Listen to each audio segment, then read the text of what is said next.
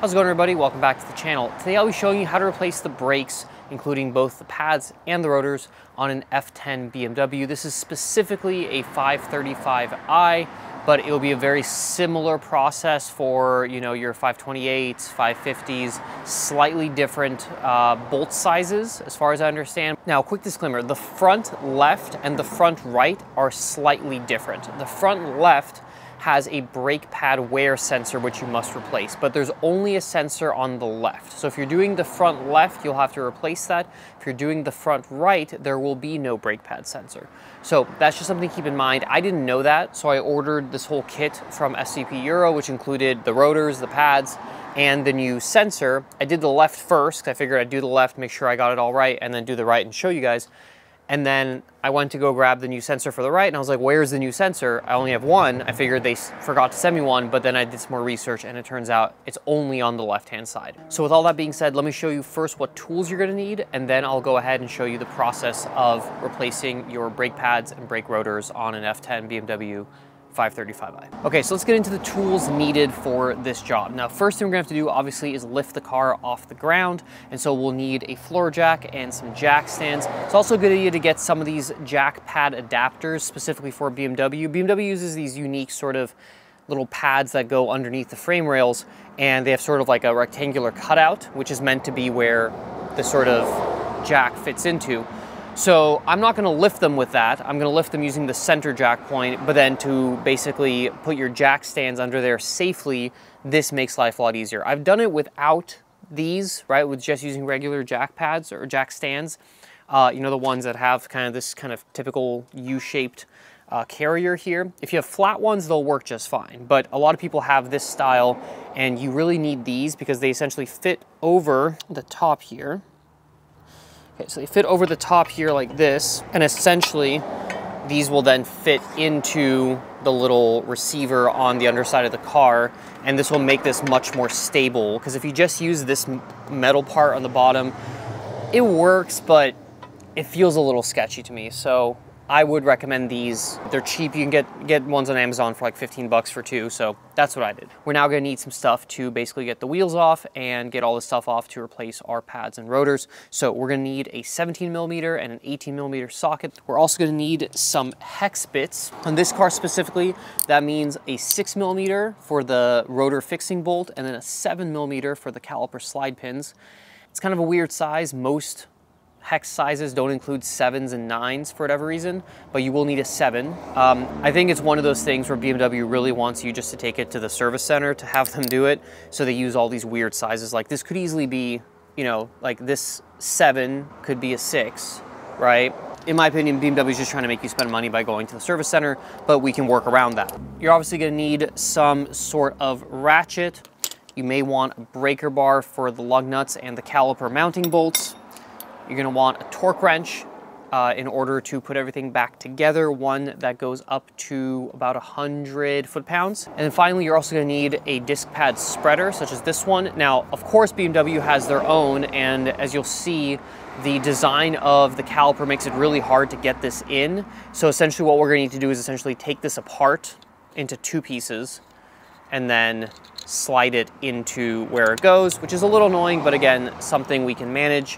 You're also gonna want some Loctite, red Loctite, which I don't have here, but red Loctite to put the caliper bolts back on. Wire brush is not a bad idea to clean everything up before you put it back together. And then if the rotor is stuck, I like a block of wood and a nice big mallet in order to break it loose. You're also gonna want your new brake pads and your new rotors. So let's get the car off the ground, and then I will show you how to replace the brake pads and rotors on this BMW.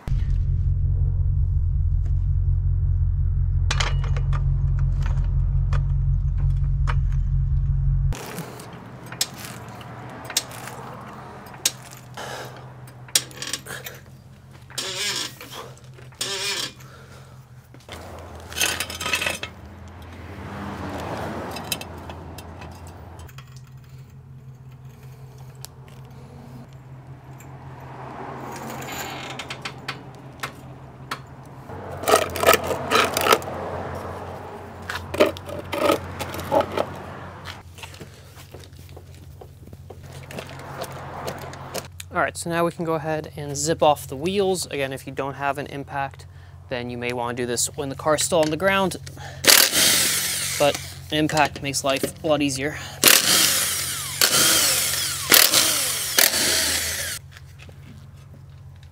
And it's always a good idea to put the wheel under the car just as an added safety. Before I do the job on the left side, just to show you the brake pad wear sensor. So essentially it's just a clip right here that clips into the new brake pad. And all you gotta do is just pull it out. I'm not gonna do it because I just replaced this. There's a cable here which runs all the way kind of around the knuckle, up into here. There's a sort of junction box, and you're just gonna basically unclip it, clip in the new one. It's really straightforward. Just pay attention to how it's routed over here.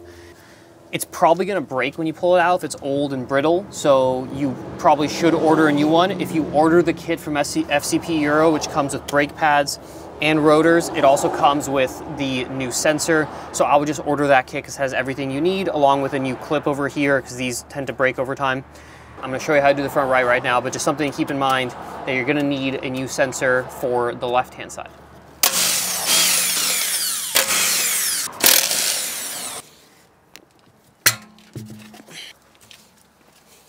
And then the added bonus of doing this with both wheels off the ground is that you can rotate the wheels to make your life a little bit easier and give you more access. So on the front right side, because we don't have the brake pad wear sensors, you can see nothing here. The first thing we have to do is remove the anti-rattle clip, which is this guy right here. Now this stupid clip is, in my opinion, the reason why BMW charges $900 to $1,000 to replace the front brakes. It's because this clip is the most annoying thing known to humanity. So essentially it's held in 3 spots here, here underneath this section here, and then right here. It's going to fly at you, so you want to you probably should wear safety glasses. Then you essentially just need to sort of pry it out. And you can sort of work a little bit at a time like this. Okay, so now the bottom part's out. So now we just gotta get the top part out like that. Okay, now keep in mind how annoying this is to get back on. Well, you'll find out, but this little thing will cause you some suffering. I guarantee it. I'm gonna try to make it easy for you, but this thing sucks. So we have that to look forward to. Next thing we need to do is we need to remove the caliper. Now, again, another thing BMW likes to do to make your life somewhat difficult is that the caliper probably won't come out just even if you loosen it, because essentially, I guess the default setting is that it sort of clamps on a little bit tighter. There's not enough space to get it out. So what you want to do is sort of retract the piston a little bit. So using a big flathead, you can sort of push the pad back into the piston, essentially retracting the piston. And this will probably give you enough clearance to actually pull the caliper off. But do this now while you still can. That should create enough space, enough wiggle room to actually get this caliper off, because as you'll see, it's going to be on pretty tight. Next up, we have to remove these sort of caliper slide pins. They're back here. Now, one thing we should actually do before we go any further is we want to make sure we can actually get this rotor off. So the rotor is held on like most rotors are, but there's also this sort of set screw right here, which thankfully is a hex, not a Phillips head screw, so it's not going to strip out. But it could be, frozen. So you want to just sort of see if you can actually get that off. And mine does come off, so I don't need to take it off right now, but I just want to make sure that actually I can remove it. And back here, we have these little dust caps, one right here and one down here. And beneath the dust caps, and they just pry off. You can use your fingers or a screwdriver. And beneath them are these 7mm hex bolts, and this is what you're going to need to remove to get the caliper off. And then 7mm hex on a ratchet, and you're just going to go ahead and loosen these guys off.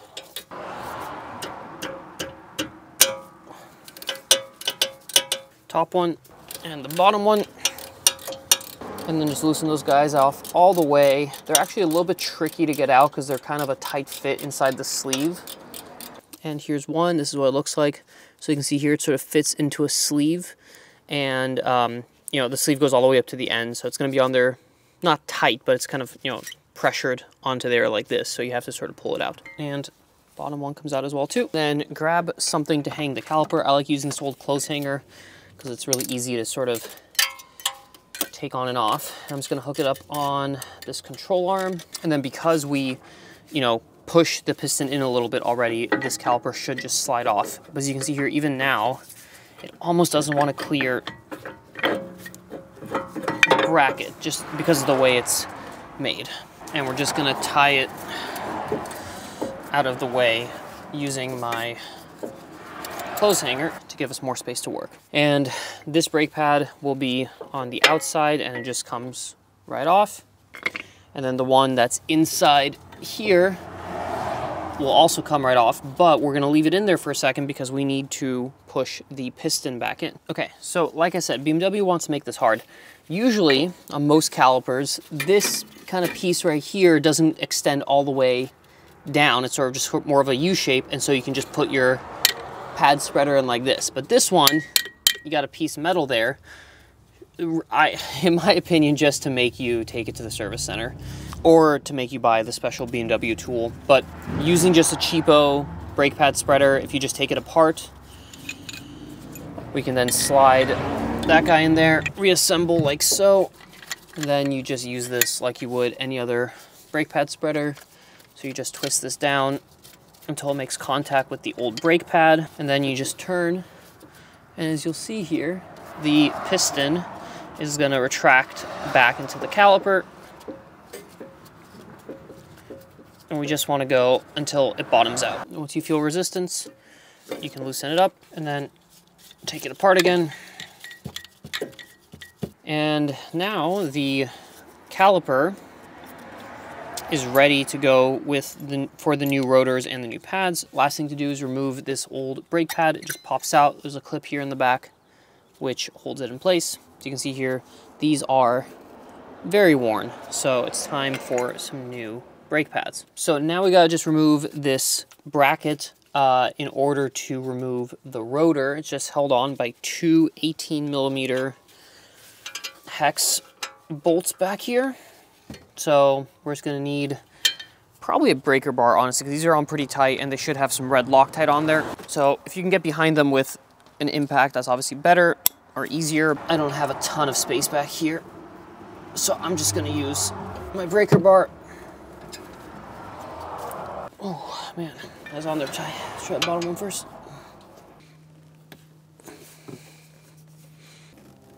There we go. All right, so once you have them loose, you can just go ahead and get them the rest of the way.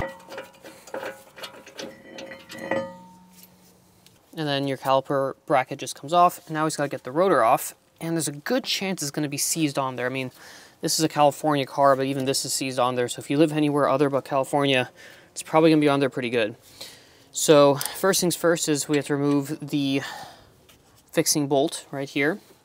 Again, this is a 6mm hex. We're just gonna go ahead and remove that.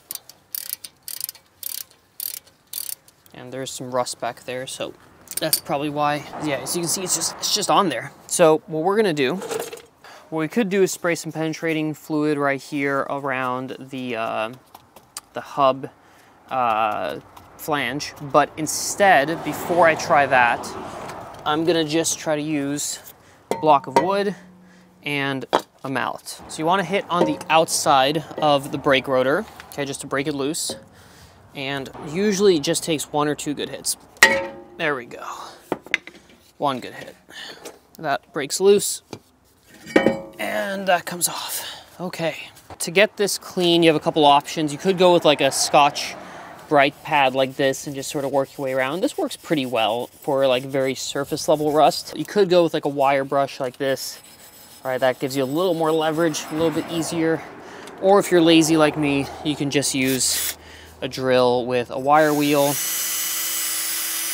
This will make a little bit quicker work of all of it. Now, it doesn't have to be perfect, but we just want to get most of the kind of surface rust off there and make sure that we have a nice flat surface to attach our new rotor to. Don't forget this section here, work your way around that. And then we'll just give it a little bit of brake cleaner just to get all that crap off. And that should work. Now's also a good chance to sort of check out your wheel bearing. It should feel pretty smooth. This one does, shouldn't be any play. So now we can go ahead and put everything back together. And before we put everything back together, it really would not be a bad idea to get a little bit of anti-seize on this surface here to prevent future problems of not being able to get your rotor off. So just a nice even coating all around. A little bit goes a long way. That should make life a little bit easier when we put everything back together and prevent us from having another stuck rotor the next time we do this job. And now we can go ahead, get our new rotor. And what we're gonna wanna do here is we're gonna want to basically get off any sort of protective grease that might be on there. So you're gonna want some brake parts cleaner and a clean towel or paper towel. And we're just gonna go ahead and clean it all off. And then you're gonna want to do the other side as well. So now we can just go ahead and get this guy on there, like so. Okay, and then we're just gonna snug this guy up.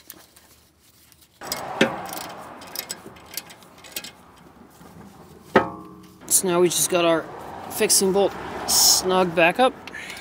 And again, we're just gonna make sure we don't have any anti-seize that's kind of like gooping around too much. We don't want to get that on the brake pad, so I'm just going to clean everything up here. Just want everything to be as clean as possible. So now the torque spec on this guy is 16 Newton meters or about 12 foot-pounds, just like that. Now for our caliper bolts here, what we're going to want to do is put a little bit of red Loctite on there, just because that is going to make sure this doesn't work its way off at any point.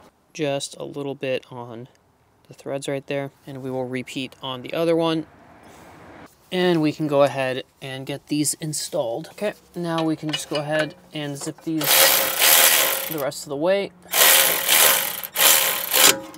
And then these bolts here, these 18 millimeters, they get torqued down to 81 foot-pounds. There we go, that's one and two. Ooh, all right. All right, so next up we can install our new brake pads. So the outside one goes like this, and you could put a little bit of grease here, some anti-squeal or something. Some people do, some people don't. I've heard both arguments. I'm not going to because I've never had an issue with squealing, but if you tend to have issues with squealing, you may want to put a little bit of anti-squeal grease right here. Again, with the brake pads, really important not to touch the braking surface. This guy here is just gonna go in like so. Just make sure the clips all seat, and there we go. Okay, now all it's left to do is to remount the caliper. And we just mount our caliper back on like so. Now with these two, I don't know if these are technically the slide pins, but they kind of are in the place of a traditional slide pin. You may want to clean them off a little bit, which is what I'm going to do right here, and then add just a little bit of brake parts lubricant, a small coating on the outside there, just to make sure that these don't seize up. A little bit goes a long way here, you don't need to add too much. So I'm just going to get a nice light coating on there.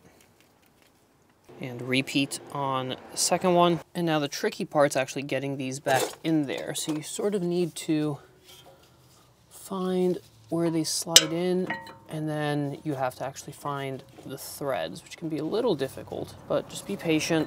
You can move the caliper a little bit if need be, and then once you think you've found the threads, you just start tightening it up. So get one started, and then get the second one going too.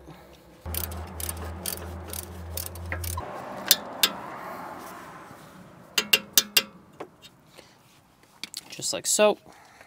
Brace yourselves. We are now at the stage where we need to install the anti-rattle clip, which goes on like this. So essentially it interfaces in three spots. This little center tongue fits into this groove here, so you can see right here.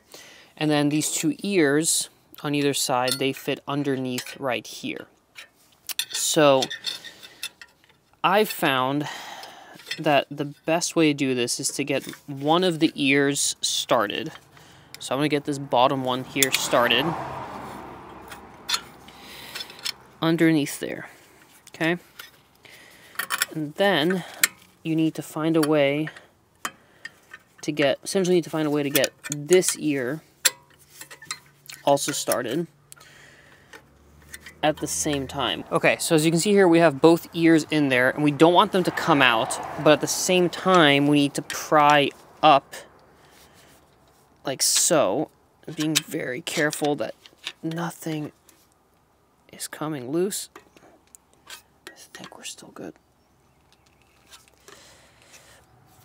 And then just kind of push these guys in a little bit at a time. A mallet actually works pretty well here. Just kind of push these guys in, and then we can pry up a little more.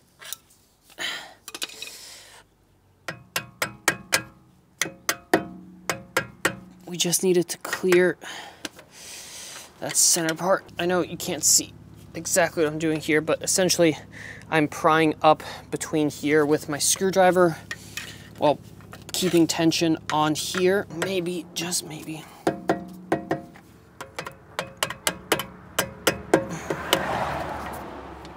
Ah, damn it. Okay, try again. Bro, oh, Jesus Christ. Okay, so the winning formula, I think my battery died right before I was able to get it done, but I needed a second person, unfortunately.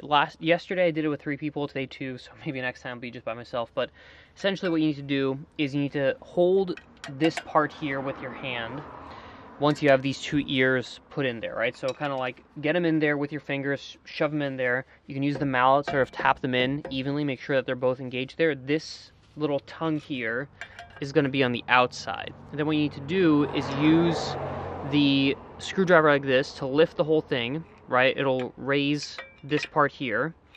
And then once you do that, you hold this, right? And kind of hold these like this, while you're also holding this. So you kind of use one hand to lift and the other hand to hold everything still.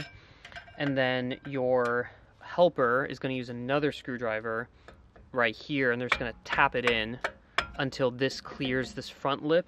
And then once you let go, it'll all fit into place. This thing is so frustrating. I mean, the ratio of swear words to progress is just off the charts. I hate this, but you can do it. I have faith in you. Try to have some patience. I have none. Patience, technique, it'll make sense eventually. You'll get it done. This is the reason why BMW charges $900 to do this job. Okay, so now we're ready to put everything back together. Little rubber dust caps need to go back on the slide pin. Okay, and now we're all done. We can just go ahead and put our wheel back on. And last thing we need to do before we're ready to drive is we need to reset the brake sensor, which I'll show you how to do in just a second. So let's get the wheel back on.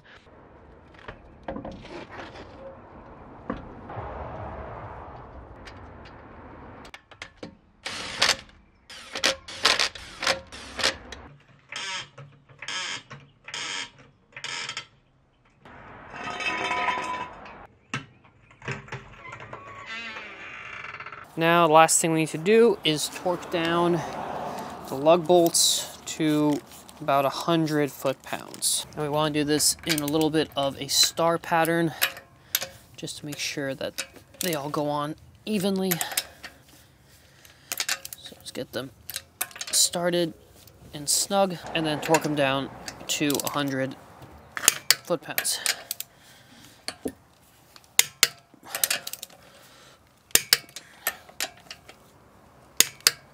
And there we go. All right, so that is job done on the front brakes on this BMW. We do need to do 2 last things before we are done. First thing we need to do is we need to get in the car, we need to reset the brake wear sensor, which I'll show you how to do in just 1 second. And then the second thing we need to do is we need to go ahead and we need to bed in the brake pads. Now, there's a bunch of guides how to do this online. Essentially, you're just gonna get the car up to speed, slow it down, but not come to a complete stop, a certain number of times, 10 to 15, right? And different guides have different speeds you should go to and stuff like that. And then eventually you start kind of increasing the intensity of your braking, allowing to essentially what you're doing is you're getting the new brake pads to sort of marry themselves to the new rotors and to deposit the braking material evenly. When people say they have warped rotors, the rotors don't actually really warp. I mean, those things are so thick, there's no way they're going to warp under normal use. What's actually happening with warped rotors is essentially that the braking material is getting deposited on the rotors unevenly, and basically that creates that sort of warbling, warped effect. It's not really actually a warped rotor, but point is you should do that before you go on any sort of driving, because you're not going to have a lot of braking power until you do it, and it's really important to make sure that your car is safe to operate. So bed in the brake pads. Before we do that, let's go ahead and reset the brake wear sensor. Okay, so we're resetting the brake pad sensor in the car here. So essentially you turn the car on, right? Not the engine on, but the car's on. And some people say you need to have the park brake off. So I have that off right now just to make it all easier. Got a button right here, hold that down until you get this message screen right here, which gives you some options. So it says here, I can reset the front brake pads, reset possible. That's what I want to do, okay? So basically, what you can do is you can click through different options. If you just click the button again, it says rear brake pads, front brake pads, blah, blah, blah. Okay, so we want to reset the front brake pads, which it says here it's 60,000 miles overdue. It wasn't, but that's what BMW says. So it says reset possible. So we're just going to go ahead and we're going to hold down the button again. And then it's going to say reset, question mark. So let go of the button, hold it down again. And then it's going to say reset in progress. And reset successful. Look at that. And now we are good to go. And then whenever you replace something, so engine oil, I have replaced the engine oil. Don't worry, it's not been 26,000 miles since I did that. I just didn't reset it because it's not my car. But basically, you just go into here and you go and reset whatever needs resetting. Either way, the front brake pads are done. And we can just turn the car off now. And we just need to go ahead and take the car for a test drive and do a bed braking. We need to do a brake bedding in process, and then we are done. So get that done, and then job done. So thank you guys for watching. Hope the video was helpful. See you later.